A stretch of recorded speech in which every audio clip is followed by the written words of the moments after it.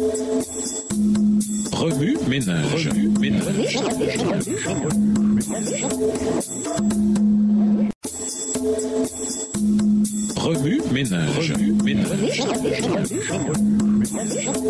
Bienvenue dans votre émission Remue ménage. Nous voilà à la leçon de jeudi, passer de la fraternité à l'unité. Lisons Hébreux 10 et versets 19 à 25. Hébreux 10, les versets 19 à 25. Ainsi donc, mes frères, nous avons une pleine liberté pour entrer dans le lieu très saint grâce au sang du sacrifice de Jésus. Il nous en a ouvert le chemin, un chemin nouveau et vivant à travers le rideau du sanctuaire, c'est-à-dire à travers son propre corps. Ainsi, nous avons un grand prêtre éminent placé à la tête de la maison de Dieu. Approchons-nous donc de Dieu avec un cœur droit, avec la pleine assurance que donne la foi, le cœur purifié de toute mauvaise conscience et le corps lavé d'une eau pure. Restons fermement attachés à l'espérance que nous reconnaissons comme vraie, car celui qui nous a fait les promesses est digne de confiance. Et veillons les uns sur les autres pour nous encourager mutuellement à l'amour et à la pratique du bien. Ne prenons pas comme certains l'habitude de délaisser nos réunions. Au contraire, encourageons-nous mutuellement et cela d'autant plus que vous voyez se rapprocher le jour du Seigneur. Uzoma dit avec désespoir: Oh, mon estomac, je meurs de faim. J'ai tellement hâte au dîner de l'Action de grâce. Seigneur, aide-moi. La course annuelle à la truite de la Turquie a été incroyable,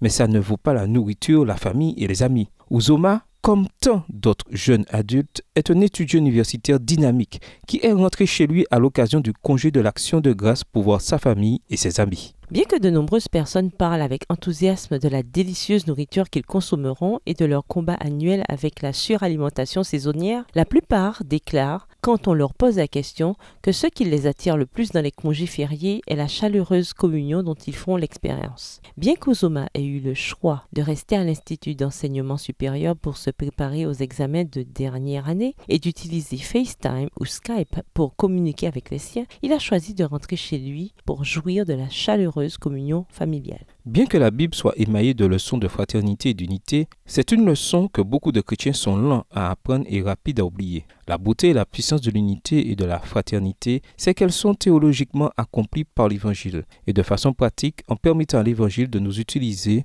en sortant de notre zone de confort. Par conséquent, comment l'expérience chrétienne de la fraternité et de l'unité se vit-elle dans un monde déjà connecté, semble-t-il, par les médias sociaux? La fraternité est souvent vécue pendant le culte, à l'école et fondamentalement lors d'événements auxquels nous devons assister. Bien que la fraternité soit nécessaire pour réaliser l'unité, l'unité ne résulte pas de la fraternité. Pour les chrétiens qui cherchent à faire partie du corps du Christ et qui désirent l'unité en tant qu'enfants de Dieu, voici 2 suggestions. Se sentir confortablement mal à l'aise. Si l'évangile est vraiment pour tout le monde, Dieu vous utilisera pour amener des âmes dans l'église. Cependant, qu'est-ce que cela signifie? Bien que nous devions être mal à l'aise avec les manières du monde, nous devrions nous sentir à l'aise avec les personnes du monde. Voir 1 Jean 2, les versets 15 à 17.